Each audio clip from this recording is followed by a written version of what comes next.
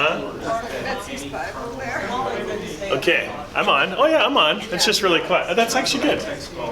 Okay, guys. Well, good morning. We're going to get right into it. If you guys notice, there's new art all over the church. This is really cool partnership that's been in the making for a long time. There's this really cool Christian art collective called the Christos Collective. And their mission is to bring back what the church has been known for thousands of years, which is making amazing art and architecture and music and da-da-da-da. And trying to resurrect that. Because if you haven't noticed, I looked around, society doesn't really care much about art so much anymore, or architecture or music. It's just sort of throwaway, right? I mean, not to knock our own building, but this isn't exactly a cathedral, right? That's like meant to stand for thousands of years, right? We don't build stuff the same way anymore. We don't create art that it's intended to be on the ceiling of the Sistine Chapel, right? It's just not the same anymore. So Christos Collective is hopefully trying to bring culture back into, or Christian culture at least, back into the appreciation of art. So we are going to have Christos Collective art kind of rotated through the church all the time. So if you notice, it's everywhere. It's like by the bathrooms, it's in the sanctuary. And then as you're going back down the stairs today, look up. Yeah, look up. So not up, but just look above the stairs. There's a really intense one. So all the artists Christians? Yeah, yep, all the artists are Christians. One of my professors, you guys remember him, Knut Heim. He came and did one of the talks last summer. He's the chairman of the board of Christos Collective. So it's kind of been a work in progress for a long time to get these guys partnered with us. It's funny, when they initially approached me, they're like, hey, we're looking for partners, and they meant like toss us some money. And we're like, yo, when we partner at Bridge, we don't screw around. So we're gonna, So that was pretty encouraging to do this. So here we are.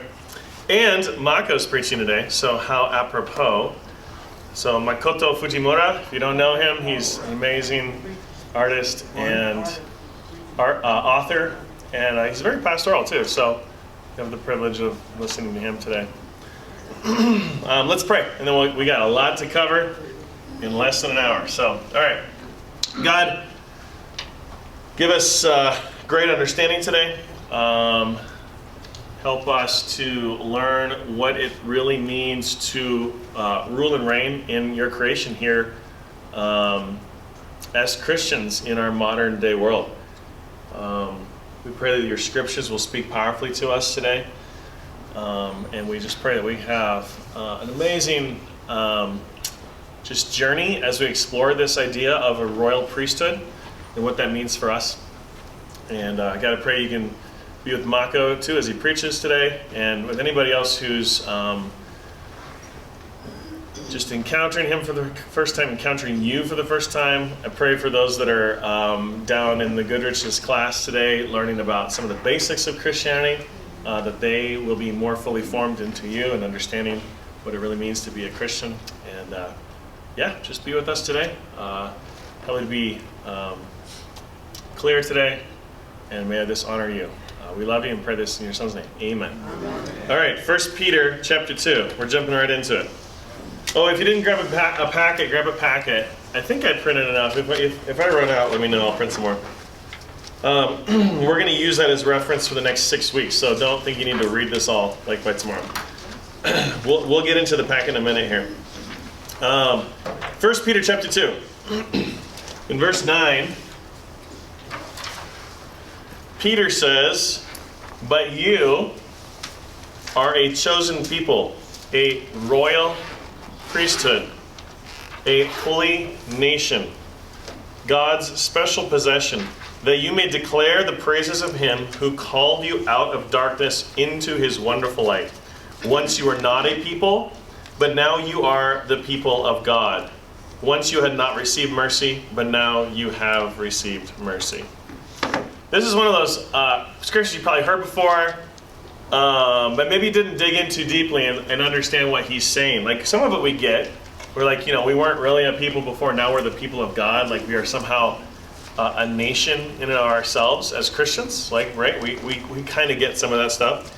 But why this royal priesthood thing? Holy nation. Holy is one of those words we toss around without really knowing what that means, right? Holy just really means set apart for a special purpose.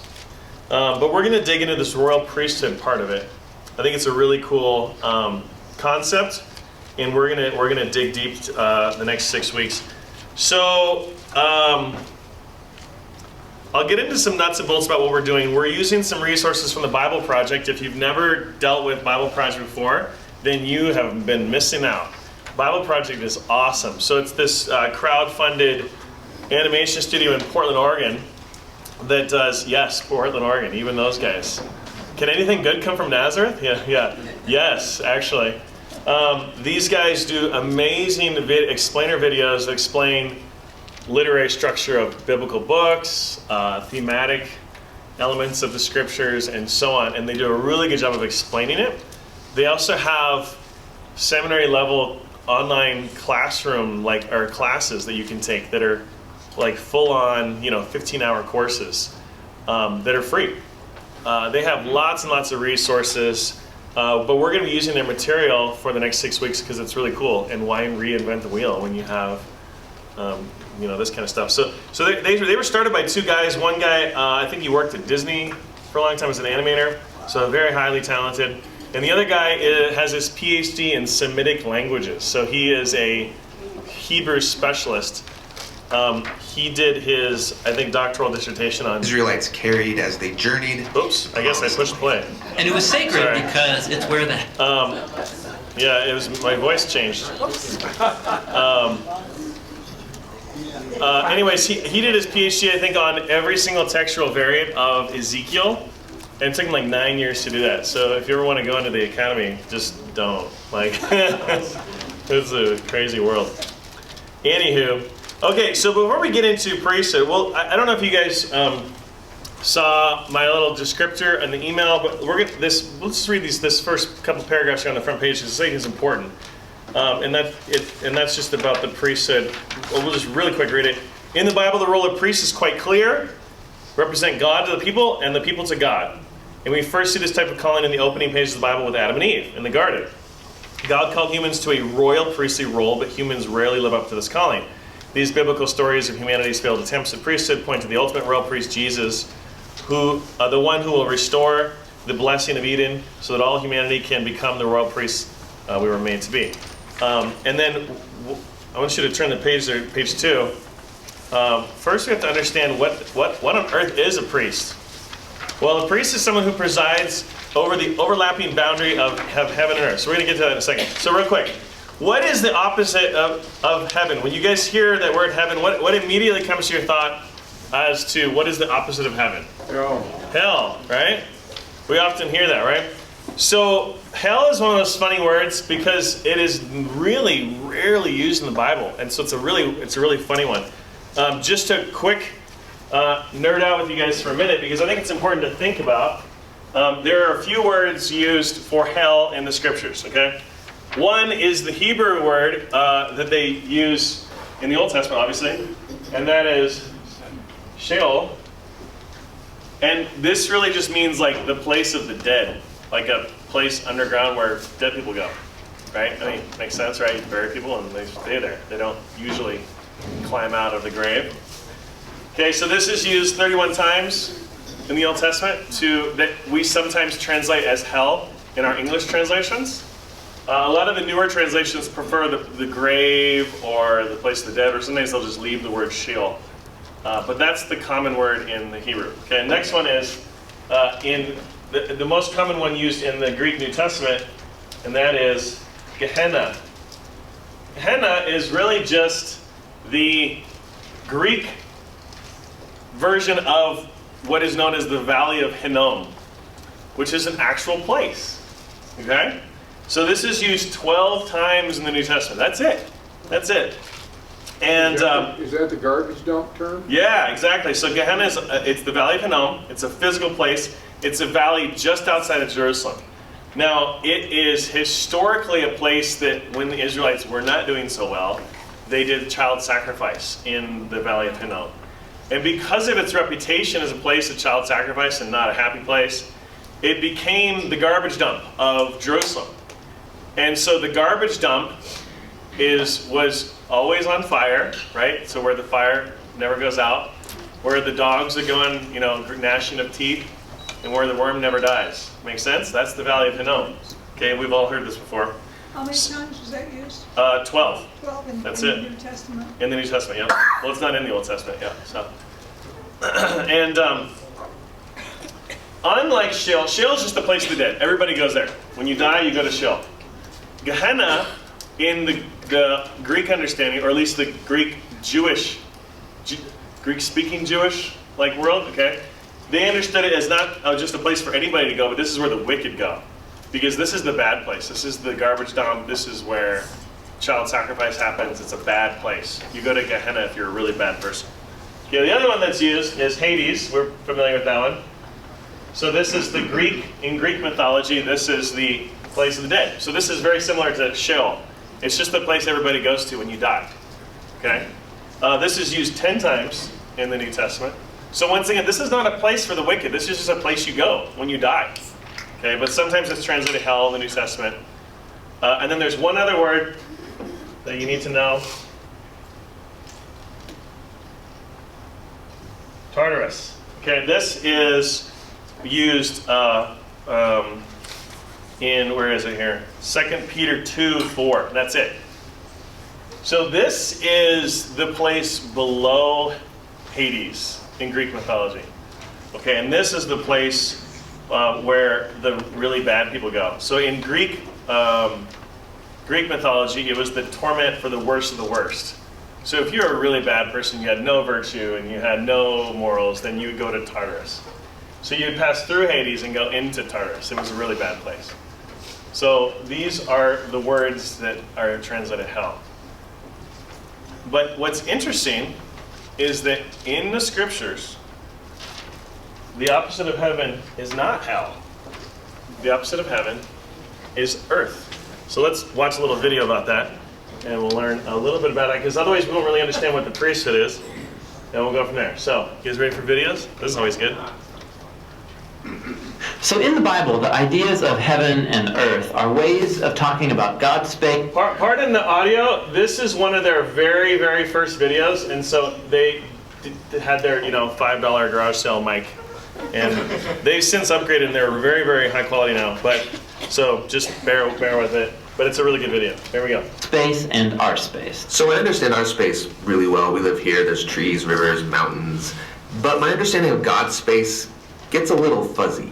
And what we do get in the Bible are images trying to help us grasp God's space, which is basically inconceivable to us. So these are two very different types of spaces. Yes, they're different in their nature, but here's what's really interesting, is that in the Bible, these are not always separate spaces. So think of heaven and earth as like different dimensions that can overlap in the same exact space. So we talk a lot about going to heaven after we die. But this idea of heaven and earth overlapping, we don't talk a lot about that. Which is kind of crazy, because the union of heaven and earth is what the story of the Bible is all about. How they were once fully united and then driven apart, and about how God is bringing them back together once again. So let's go back to the beginning, where heaven and earth, they're completely overlapping. Yeah, this is what the Bible's description of the Garden of Eden is all about. It's a place where God and humanity dwelt together perfectly, no separation, and humans then partner with God in building a flourishing, beautiful world and so on. But as humans, we wanted to do things a different way. We wanted God out, and we wanted to create a world apart from Him. Yeah, so we have these two spaces now. And the Bible actually uses lots of different kinds of words and phrases to refer to these two spaces to make a clear distinction. So you've said that these spaces can overlap, though. So explain how that works. Yeah, this is where we have to start talking about temples. Because in the biblical world, you experience God's presence by going to a temple. That's where heaven and earth overlap. Now, there are two types of temples described in the Bible. One is a tabernacle, basically a tent that was built by Moses. And the other was this massive building made by Solomon. And these temples were decorated with fruit trees and flowers and images of angels and all kinds of gold and jewels and so on. And these are designed to make you feel like you're going back to the garden. And at the center of the temple was a place called the Holy of Holies, which was like the hot spot of God's presence. Now we can go and be with God again. But not so fast, because the temple also creates a problem. So God's space is full of his presence and goodness and justice and beauty, but human space is full of sin and injustice and the ugliness that results. So how do these spaces overlap if they're so different and they're in conflict with each other? This was resolved through animal sacrifice. Yeah, that's kind of weird. What do animal sacrifices have to do with this? Yeah, the idea is this. Animal sacrifices, somehow they absorb the sin when the animal dies in your place. And it creates a clean space, so to speak, where you are now free to enter into the temple and be in God's presence. Okay, so if I'm an Israelite and I live in Jerusalem, I might be able to be in God's presence. But you said the story of the Bible is all of heaven and earth reuniting. Right, so we have to keep going in the story where we come to Jesus in the New Testament. And in the Gospel of John, we hear this claim that God became human in Jesus and made his dwelling among us. Now this word dwelling is really curious. It means he set up a tabernacle among us. And so what John is claiming right here is that Jesus is a temple. He is now the place where heaven and earth overlap. What's interesting about Jesus is that he isn't staying in this safe, clean space. He's running around hanging out with sinners. He's healing people of their sicknesses and forgiving people of their sins. He's basically creating little pockets of heaven where people can be in God's presence, but he's doing it out there in the middle of the world of sin and death. And he keeps telling everyone that the kingdom of heaven is at hand. And he even told his followers to pray regularly that God's kingdom come and that his will be done here on earth just as it is in heaven. But a lot of people are threatened by Jesus and they kill him, which seems to spoil this whole plan to reunite heaven and earth. But we have to go back to a scene earlier on in Jesus' story where John the Baptist saw Jesus and said, "Behold, this is the Lamb of God who takes away the sin of the world." So Jesus isn't just talked about as being a temple, he's also talked about as being the temple sacrifice. Yeah, so the cross is now the place where Jesus absorbs sin to create a clean space that is not limited like animal sacrifices. Jesus' sacrifice has the power to keep spreading and reuniting more and more of heaven and earth. And this is all really great, but it leaves one big question in my mind, which is, what happens when I die? Don't I just fly over to God's space to be with Jesus? Yeah, so a few times in the New Testament we learn that Christians will be with Jesus in heaven after they die, but that is not the focus of the Bible story.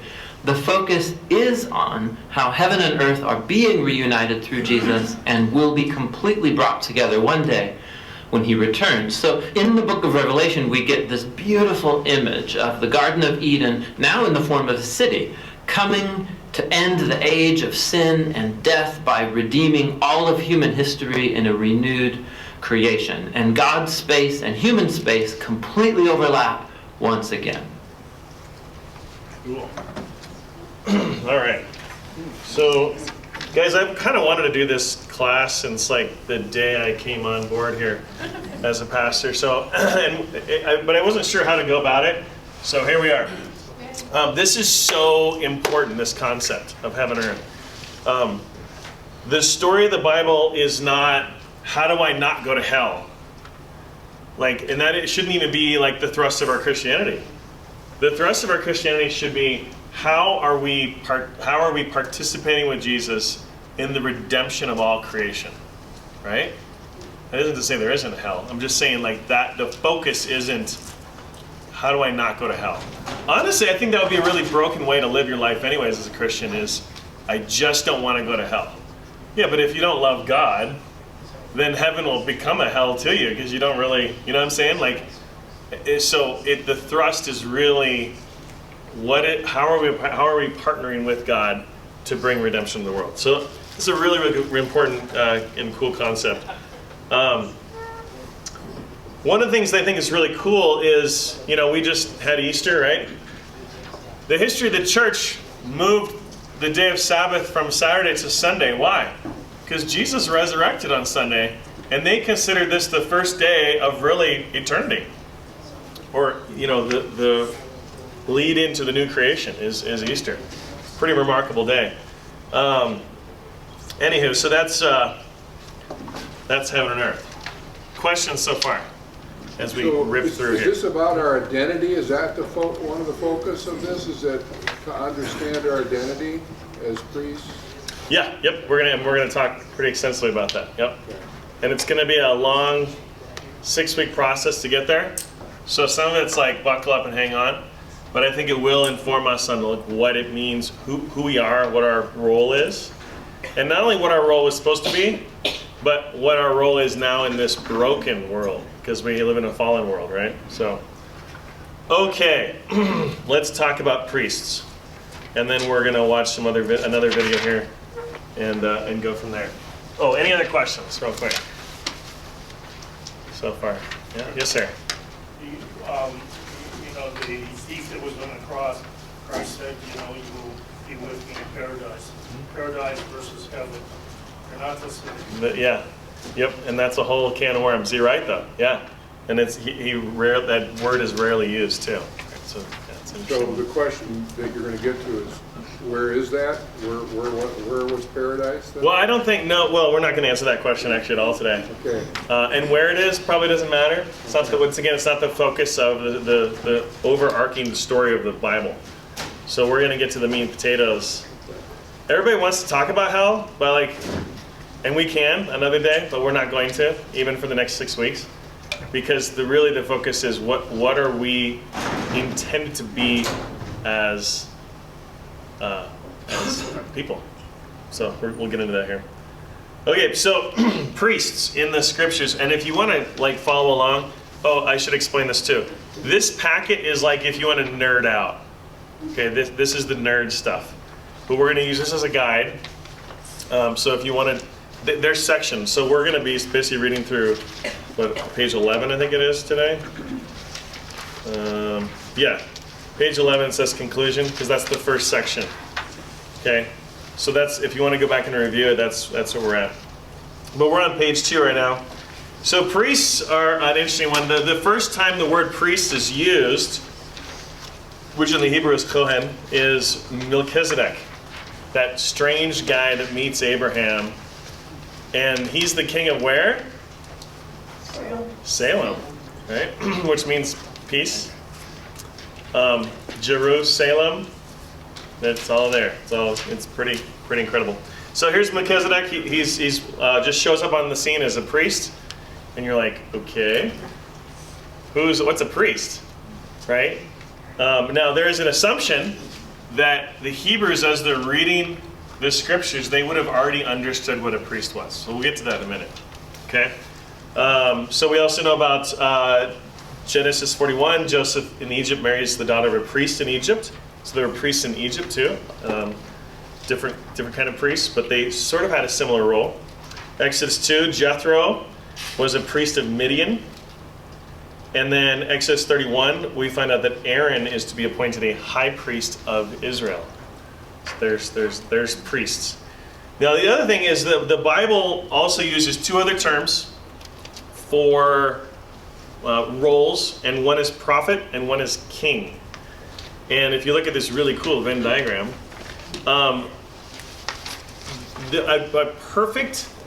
the trueness of what God intended the image of God to be is priest, prophet, and king. Priest, prophet, and king. So if you want to really nerd out, I forgot to show you guys this. I'll have these on the table later, but these are really cool little guides about the temple and the tabernacle. And they have little overlays in them to show you what the tabernacle would have looked like. So, here's the covering. Oh man, I'm making a mess here today with my laptop because I'm putting stuff on top. I need 2 music stands now. Okay, so there's a little overlay. and then you pull away that layer, and there's the red cloth, and then another layer, and then you get into the, I mean, it's kind of crazy how many layers there were on top of the tabernacle. And then you get inside, and you get to see all the furniture. It's pretty cool. And then it goes through and explains it all. But I'll leave these for you guys to look at. Here's the priests working in the temple. So it's kind of a cool illustration if you guys want to look at these, and how the temple was laid out in the tabernacle. So that's kind of fun. Don't steal them, but you can look at them. If you're a total nerd, this book is really cool. It's called Dignity and Destiny by John Kilner. It's a really intense read. But he goes through kind of the history of how Christians have understood the image of God. And what does that mean? And what does it mean for us? And he went through also the extensive history of how the image of God was not understood. And how it was understood incorrectly. Like, for instance, in the history of the church, there were theologians who said, well, women aren't the image of God, they're the image of man. And they're not a fullness of the image of God. Or black people they're broken and disfigured images of God, and therefore they're lesser, therefore they belong in slavery. Or various things. So the image of God has been heavily abused in church history, but we're here to, teach what the image of God really was intended to be. This guy makes a case that, I'm not going to get into it, but he makes a case that the image of God is not deformed or disfigured, as a lot of, especially Reformed theologians believe, but that it is fully intact. What we do lack is the fullness of the glory that we're supposed to have as the image of God, which we'll get into another day. Because I do want to talk about this. I think it's really, really important, because it informs how we live our lives as Christians. So image of God is a super important concept to understand. So anyways, let's go into it. So priests, prophets, and kings, in a perfect world, that's what the image of God is supposed to be. I'm going to jump real quick to page 5, and then we'll come back to page 4. So remember we talked about the priest? It just suddenly shows up in Genesis, and we're supposed to know what a priest is? Well, we did know it. They did know what priests were. Priests were, they filled the same role, depending on what, regardless of what religion. Their role was to be these intermediaries, these, the connection between man and the heavenly beings, right? These supernatural. So Egypt had priests, Midian had priests, obviously Israel had priests, and so that's important to know. So that, let's go back to page 4. I'm feeling crunched for time here, so we're good though. Let's go to page 4. So this is Genesis chapter 1.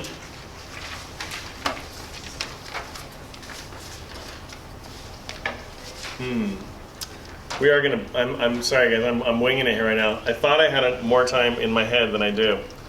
We're gonna do discussion questions next, and then we're gonna come back to this because I do want to talk about a million things today, and this is just all very exciting to me. So bear with me here. You gotta get a new groove because there's a new course session here. You can work late today. I can work late, yeah. I'll give you overtime. Good, perfect.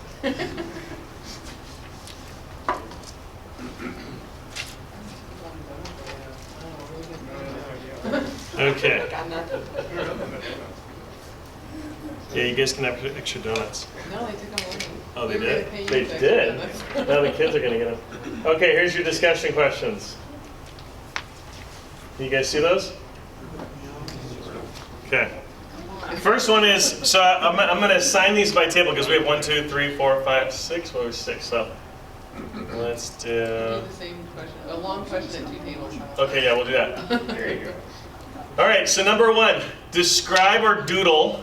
Who's a good colorer? Oh, Sherry, you're in. This table's in. Okay. I want you guys to draw a picture of the layout of the tabernacle. And then do the exact same thing for the basic design of Eden. Okay, and then we're going to compare them. Okay? So that's you guys. Okay, that table over there, you guys are going to discuss what humans are invited to do in the Garden of Eden and the tabernacle. And you can use these very specific scriptures to look them up And then what do these tasks have in common? So I want you to figure them out and then write them down. Okay?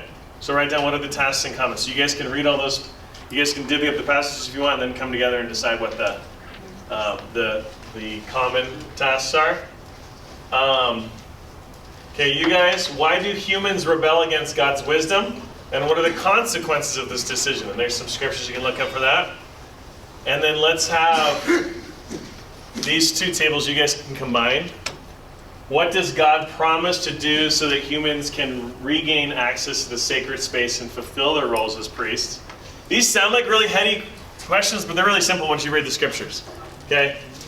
So there's your scriptures. And then last table, Mackie table. We're not going to, that's not the question for you guys. Well, you can bring that up. What are other themes, questions, or key takeaways from the things you've learned so far today? Or we can just discuss that collectively, I guess. Never mind. We'll just, you guys can work together on these ones. Okay, ready, go. I always thought it was Genesis strange 3:15. the Garden of Eden. I may be wrong, so I'm saying this out loud. But I always thought it was strange in the Garden of Eden that it just was, this is this beautiful place, and we can just walk amongst everything. Yes, there's this tree, but there's this, it just has this flow. And then you get to the top. Yep, I'm going back, sorry. There we go. 3:15 is, I will put enmity between you and the woman, and your offspring and hers, and I will crush, you will crush your head, and you will crush his heel. Walls, sections, and at this space we do this, and at this space we do that, and then we're a bit fragile this morning anyway because of all the art. Okay, so somebody get the next one. Proverbs 1:20 through 31. Oh, Isaiah 53, okay. Many times. So somebody get Isaiah 53. As a church, as a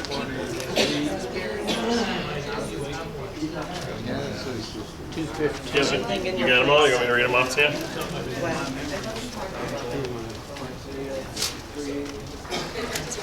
But you know what I mean? What is that part of this? That the sin that we have to contain. We have to have some- Here, if you want to color. There we go. I mean, I may be wrong about the word. That's what it is. 53, 4 through 6. Surely he took up our infirmities, he carried our sorrows, yet we consider him stricken by God, smitten by him. You know, I mean, it was just this flow between God For our transgressions, he was crushed for our iniquities. The punishment that brought us peace was upon him. By his wounds we are healed. But I mean, do you remember doing the tabernacle with the kids? He was his own way. The jubilation station. That's what we did it. We tried to build it. And they were all cardboard. Ezekiel And a lot of gold paint, spray paint, I mean, janky. Not even B grade. C or D. This is what the But sovereign Lord says. it was all these little these places, they were all symbolic. And the ruins will be rebuilt. The desolate land will be cultivated instead of lying desolate on the site of all who passed through it.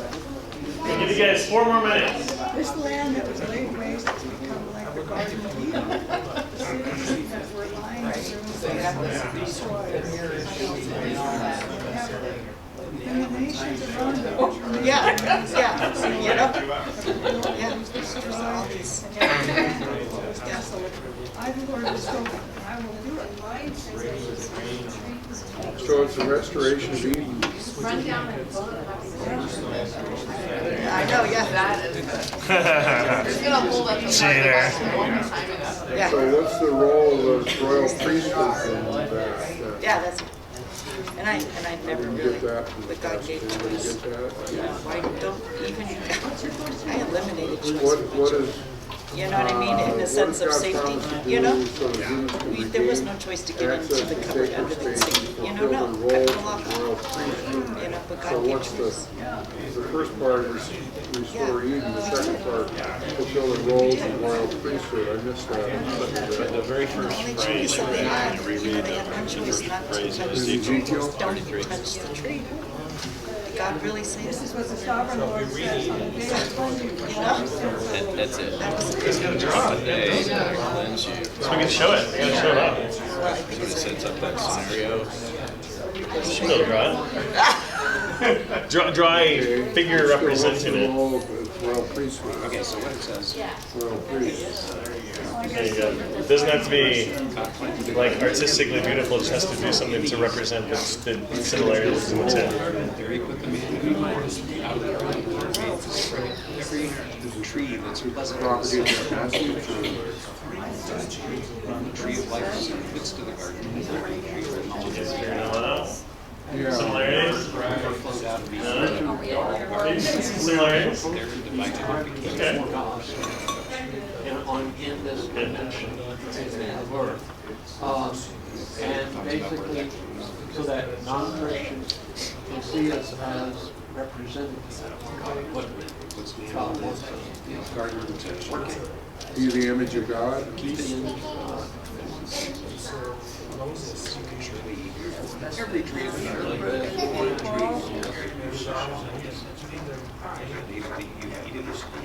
I've never seen this, I've never heard your white one, or there's another. I've never seen what? beginning slideshow. The one that really blew my mind. Well, I It was weird. Do you think, I mean, you know what I mean? That's always because what I it was was. doing a Did he personal say? study Did on he say? He says, did God say? Surely God. And then I, the one series that really like blew my mind was the Hebrew series. They went through all the words, the Hebrew words for mind. Hero is the Lord, the Lord of God. Love the Lord God with all your heart, and all your soul, and all your strength. How many lambs? So the word for soul is the nefesh. I'm Dwayne. Myron. And so it's everything goes in you and out of you. And so it's not so much In my college days, I refocused on the words of Christ, and he mentioned that the There's just kingdom such of good God is teachers, here. like, And it's like, it didn't make sense with my traditional Christian upbringing and what I Teacher, I'm not learned. gonna touch it, I'm not gonna. Jesus said, Yeah.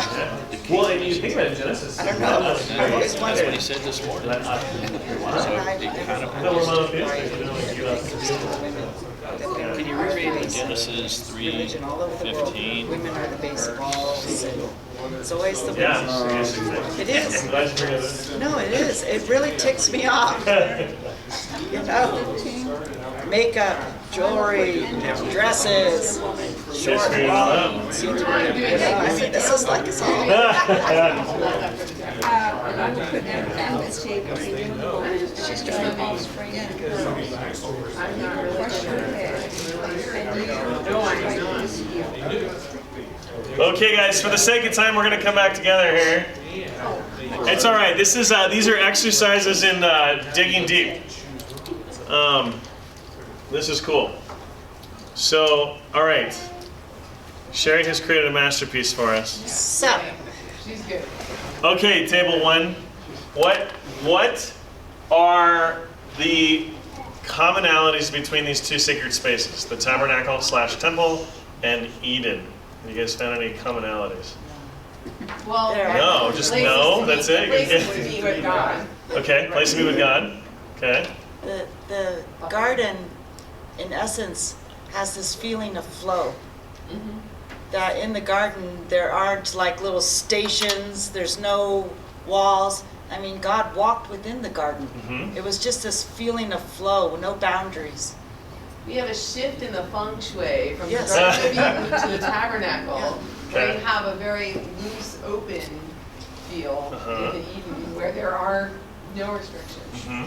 So, Okay. but there are no restrictions between man and God. Okay. But then in the tabernacle, you have everything in its place and everything doing its job because there are now boundaries. And so we need the common reminder that, you know, like the mirrored basin, you know, look in the mirrored basin when you're cleaning, you know, the water was in the mirrored basin, right? Yeah. I remember, it's been a while since I read that, but, you know, you're looking at yourself like, there I am, the bozo that needs God, and I have to do all this stuff, and here's God where I can't come without doing all the things that have to be done in order to because you screwed up in the wonderful loose Garden of Eden.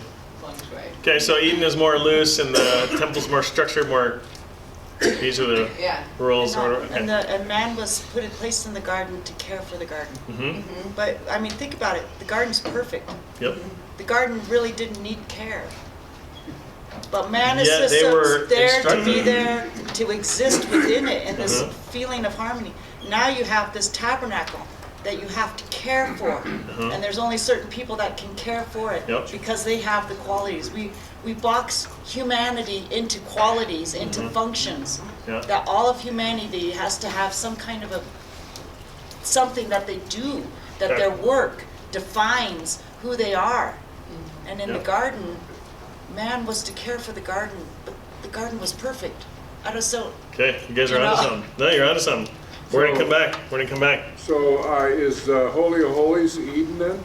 We're gonna come back. We're gonna come back. That's good. You guys got a good start. Okay, cool. Any other big things before I move on? Big no? Okay. All right, table 2.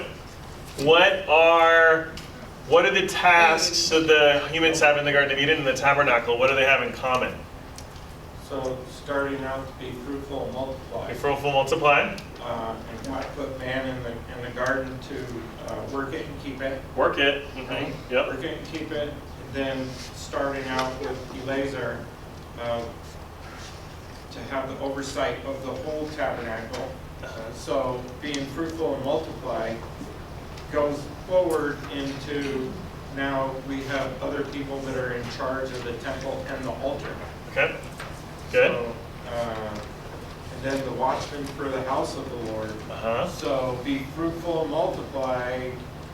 Everybody has to have a place. Everybody has to be either in charge of something or doing something. Uh-huh. Good. Okay. Anything else? That's good. Good? Sound good? That's good. You guys are on a good track here. Okay. All right, table 3. Why do humans rebel against God's wisdom, and what are the consequences of this decision?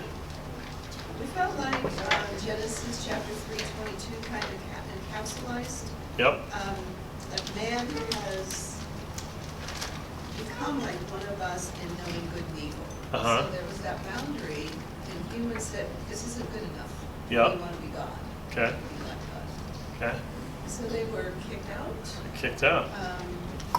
What probably worked very well, now they're toiling, working the soil, there's thorns, Mm-hmm. there's just that sense of unease, and Mm. it's not. pain and childbirth. Yeah, all that pain and childbirth stuff. Subject to your husband, all that, you get a curse stuff. Yep. So, okay. Okay. Oh, here. This is a little high level for some people. So it's interesting. We often talk about Adam and Eve, the curse of Adam and Eve, right? We often hear that. Technically, there were only 2 things cursed in Genesis 3. Does anybody know what those are? The ground. No. The land? Childbirth. No.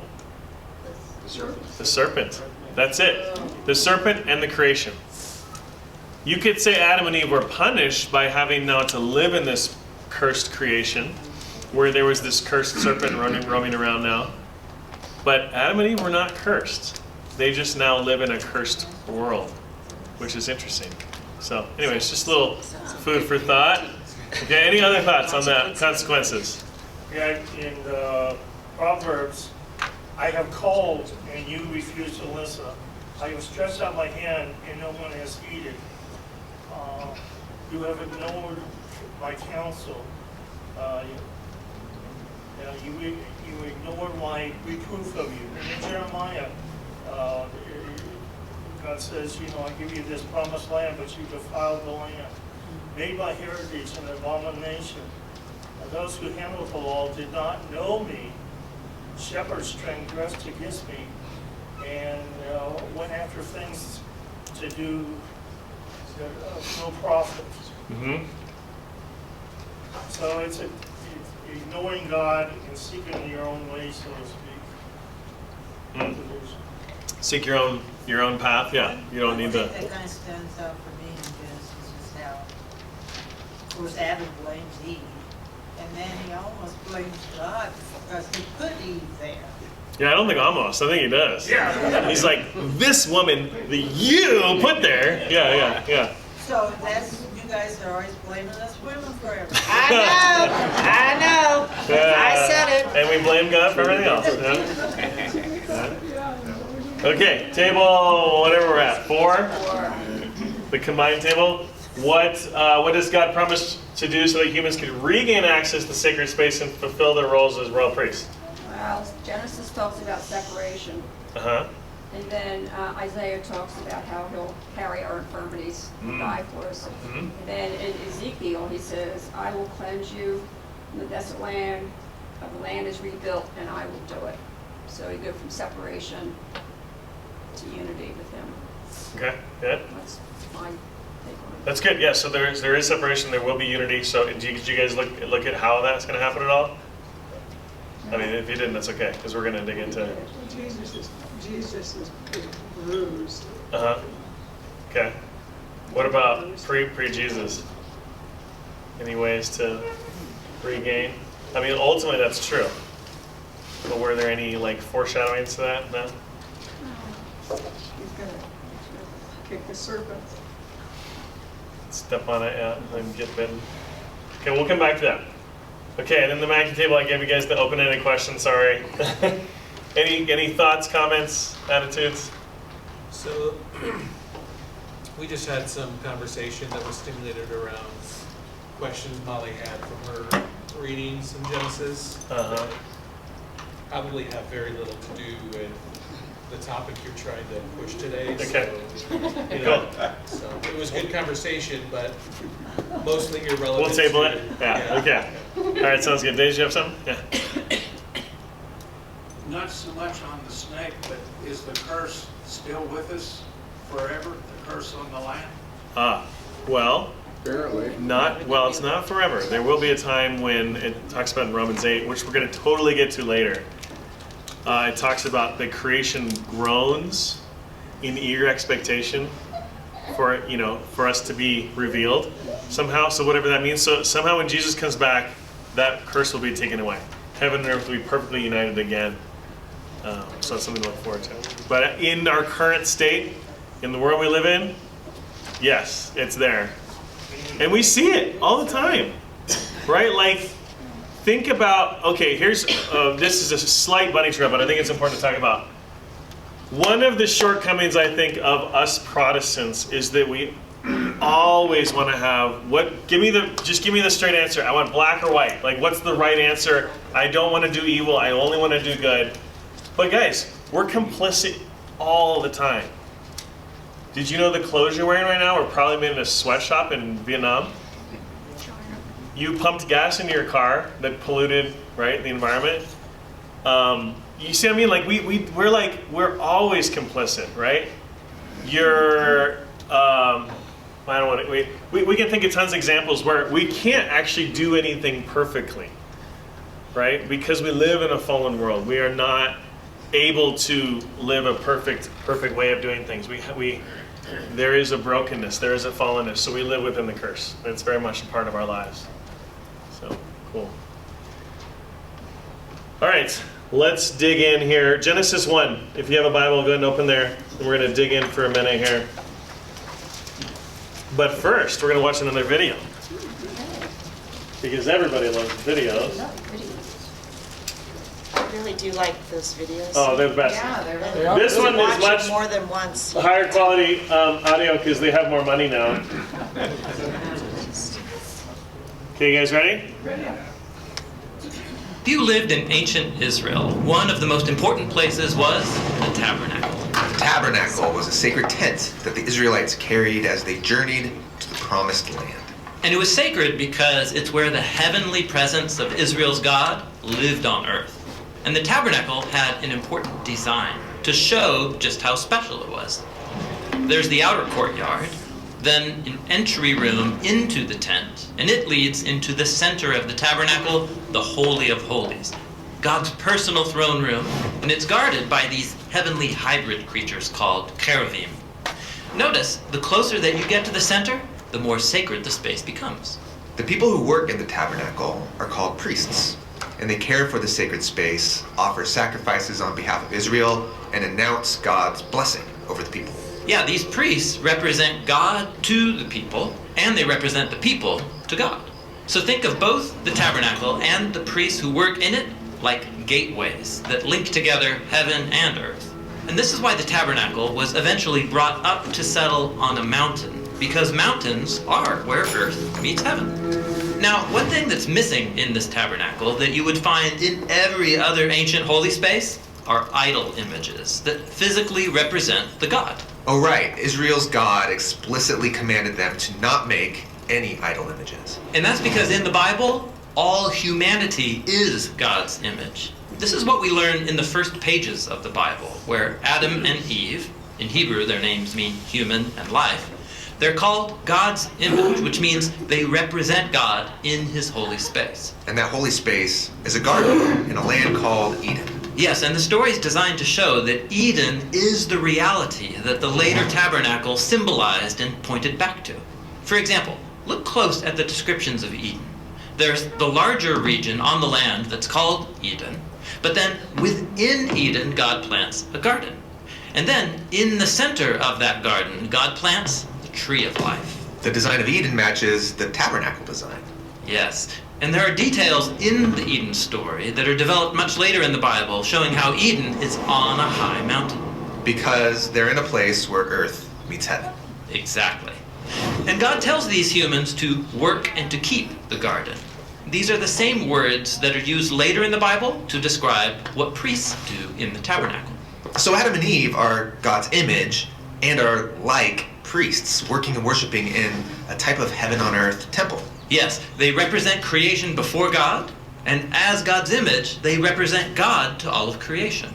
And they do all of this in this sacred space that's saturated with the life and presence of God. And so God tells them to rule creation on his behalf. They're like priests who embody God's heavenly wisdom and rule here on earth. You could call them royal priests. Exactly. Now, this whole setup, the royal priests in God's presence where there's abundance and life, in the book of Genesis, this is called God's blessing. But it doesn't last very long. No. Humanity is deceived by this rebellious creature. They're unsatisfied with being images of God, and so they make a grab at being God, ruling creation on their own terms. And so God exiles them from the garden. And God places cherubim at the door of Eden to guard the way back in. This is tragic. Humanity has given up the role God made them for. But it's not the end.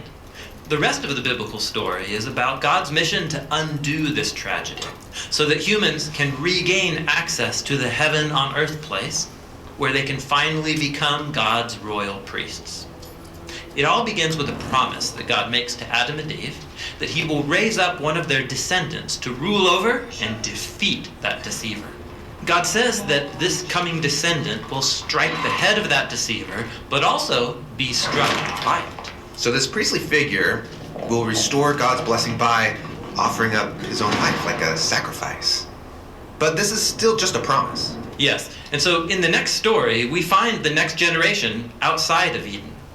Two brothers at the door of the garden are offering sacrifices to God, kind of like priests. Maybe God will accept these offerings and they can get back into Eden. But sadly, one brother, Cain, gets angry because God favors his brother Abel's sacrifice, and so Cain murders his own brother. Then Cain is exiled even further from Eden and from God's blessing. And over time, Cain's anger plunges humanity into widespread violence. Humans really need that coming royal priest, to rescue them. Yes, and that's the hope that this whole story is designed to generate. And so in the next few videos, we're going to explore the theme of this coming royal priest throughout the story of the Bible. We're going to see how the stories of Abraham and Moses and David all point forward to Jesus, who is the ultimate royal priest. Jesus, the one who will restore the blessings of Eden. So that all humanity can become the royal priests that we're made to be, ruling the world together on God's behalf. Cool. Man, there's so much stuff I like when I talk about. I gotta there's so much symbolism in temple worship that reveals the broken nature of being kicked out of Eden. They're just mind-boggling. So, all right, we have like 3 minutes to cover way too much stuff. So I want to camp out real quick. Genesis 1. If you want to turn to page 4, it's right there. This is the Tim Mackey translation. So Tim Mackey did a very, very literal translation here. So we're going to read through it real quick, and you're going to see the kind of the symmetry of it. So and God said, let us make human, or Adam, let man, in our image, according to likeness, and let them rule over the fish of the sea, the birds of the sky, and over the cattle, and over the land, and over every creeper that creeps on the land. And God created human, Adam, man, in his image, and in the image of God he created him. Male and female he created them. And God blessed them. And God said to them, be fruitful and multiply and fill the land and subdue it and rule over the fish of the sea and over the birds of the sky and over every living creature that creeps on the land. So we see Adam, mankind, humankind, was created in God's image, and that's reflected there on that second part there in verse 27. We see that, right? What's I think really interesting is it says that the plural and singular in the Hebrew is there's a play on words. So Adam is singular, but it is representative of all of humanity. So it says, and God created man, Adam, in his image, and in the image of God he created him, singular. And then it says male and female he created them. So there's the plural Adam, and then the plural male and female. So there you go. Image of God is in the wholeness of us as a collective species, which is pretty amazing. But we're going to camp out here on what is their role. Sometimes people say, oh, well, the curse of Adam is that he had to work. No. Working was part of the creation at the very beginning, right? He said, be fruitful and multiply. If you know anything about kids, there's work involved there, right? And fill the land and subdue it and rule over da-da-da-da-da. So it'd be fruitful and multiply, subdue it, and rule over it. That is the role of humanity. That is what God called us to be, okay? So, man, I got way too much stuff to cover here. Let's rip through this here. Okay, so Adam comes from the Hebrew word Adamah, which means fertile earth. Okay, like a garden, if you will. Okay, so Adam, right? Dust. He's basically dust guy. That's the literal translation of it, like dust guy. Okay, so Adamah is land. Okay, when it says the earth, fill the earth, that's a different word. That's in the Hebrew, eretz. So this is not fertile earth. This is like the desert. Okay, so God wants Adam and Eve to fill the earth and create more Adamah out of eretz. Make sense? So the garden is supposed to expand, or Eden, I should say, is supposed to expand. Their role is to fill the earth with Adamah, God's creation, this fertile ground. That is their role, but instead they screwed up. So that's, I think, really, really important to understand is that there is a role from the very, very beginning. Now, he says he created them in his image. That word in the Hebrew is a very interesting word. It is tselem. They may know what word that is translated to in the Bible more regularly. Anybody? Idol.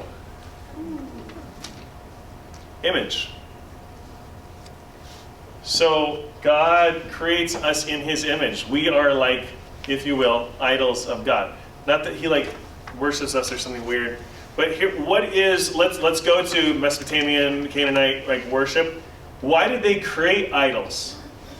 Well, they would create an idol, they'd put it in the temple and say, this God, you know, whoever, Marduk or whatever, rules in this area. And to show that we know that this God and this priestly king who rules over us is surely in charge of this land, they put an idol of that God there to say, see, he's right here, he's in charge, don't mess around.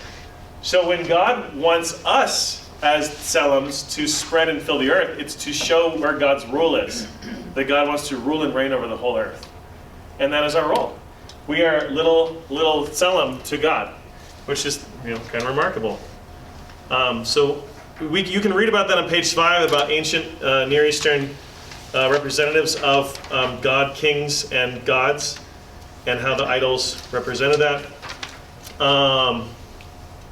Let's skip down here to Genesis 2, page 7. So Genesis 2 is like the retelling of the creation story. It's like just a different way of looking at it. Genesis 2 verse 15, it says, and Yahweh God, that's literally what it means. So it's the Lord God. Whenever it says Lord in all capitals, that's Yahweh. And God is Elohim in Hebrew. So, and Yahweh God, or Yahweh Elohim, took the human, Adam, and he rested him in the Garden of Eden to work it and keep it. And Yahweh God commanded the human, saying, from every tree in the garden you may surely eat, but from the tree of the knowledge of good and bad you shall not eat from it. For in the day that you eat from it, you will surely die. So they were supposed to do 2 things in the Garden of Eden. Work it and keep it. That is the ideal vocation of humanity. Okay. If you turn the page, we learn that there are some, the word abad is to work in Hebrew. And we see this show up quite a bit in the scriptures. And sometimes it means to work. Sometimes it means to serve. Sometimes it means to worship. And then there's a form of the word, abodah, which means to have priestly service. It's like a specific role in temple worship. And so the other word that we're talking about is shamar, which means to serve and to keep. This is the role of humanity. We see this in Numbers. You guys can read about that later. But we are to work it, avad, and to keep it, shamar. Those are the 2 roles of humanity. And so even in the broken world that we live in, where we've been kicked out of Eden, we're still called to the same task. It's just that the task now requires some intermediary, and that's where priests come in. Okay, and we're going to go extensively through this in the coming weeks. I just want to give you guys a fire hose full of water here, and then we'll come back to it. But it's important to know that that is the role of the priest, but also not only priests, but us as humans. It's just broken. Let me read one little piece here. This is from a commentary on page 9, John Walton. He writes, I think this is just really well put. He says, the tasks given to Adam are of a priestly nature, caring for sacred space. In ancient thinking, caring for sacred space was a way of upholding creation. By preserving order, non-order was held at bay. So think about creation, like God separates the waters, right? Creates land.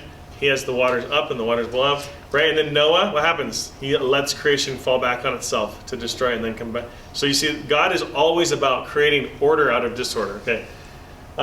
Keep going here. If the priestly vocabulary in Genesis 2:15 indicates the same kind of thinking, the point of caring for sacred space should be seen as much more than landscaping or even priestly duties. Maintaining order made one a participant with God in the ongoing task of sustaining the equilibrium God has established in the cosmos. We are like co-creating with God. That is our role as humanity.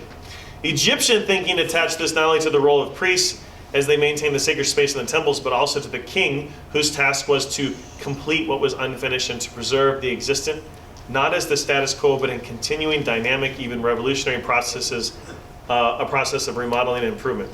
This combining the subduing and ruling of Genesis 1 with the Abad and the Samar of this chapter. So this is what we are called to do as humans, but we kind of messed it up. So we got to figure out how do we come back to that. We're going to take some time to look at priests. We're going to take some time to look at temple worship, and then how is this all completed, manifested through Jesus, and how it reflects in our life today, and how we are supposed to rule and reign, to work it, to serve and to keep, and all that good stuff here in our broken world today. Cool? All right, a couple tools real quick for you guys. The Bible Project has an app. You can get it on your phone. It's just called Bible Project. And it has some really cool features. Like if you want to go back and watch this video again, they have like a notes at the bottom that have the scripture references that they're making, and you can dig deeper into it literally as you watch it. It'll populate what's there. You can also, there are tons and tons of other resources. So if you look here, if you go to Bible Project, here's the homepage. Go to resources, and then go to, oh wait, sorry, not resources, watch. And we're in themes, and then the specific theme we're on is royal priests. So here it is. And you can find all kinds of stuff in here. Learn more, read about it. If you go to this specific episode we were on today, which is Royal Priest of Eden, it has the questions. It has a blog entry if you want to read more about who were Adam and Eve, or were Adam and Eve priests in Eden and so on. You can listen to their podcast, which is way more extensive than what we covered today. These are books if you want to super nerd out. And they have popular books and academic books, so this is more readable. This is if you want to hurt your brain. And then they also have, this is their seminary level class that's totally free, called Heaven and Earth. I think it's a 15-hour course, but this is amazing resources. But you guys have all this at your fingertips, and it's totally free thanks to generous people who just give to this crowdsourced project. So there's also the study notes, which that's what I gave you guys printed out. You can, if you can't follow along, you want to read along with it, they have the script available. I mean, resources are endless. But I want you guys to dig in. So you shouldn't be confused longer than a week because you have so many resources at your fingertips. You can also ask me questions. And hopefully these packets are helpful for you as you go through it. Oh, I forgot to show you. Page 10 is the layout too, which they talked about in the video of Eden and the temple. And no, you're good. But thank you guys for staying a little late today. I hope this is helpful and informative to see where we came from and how it's broken. But then the next several weeks we're going to go and figure out how do we get back. How does Jesus bring us back into this perfect state of worshiping and Eden with God. So thank you guys. Enjoy it today. Have a good one.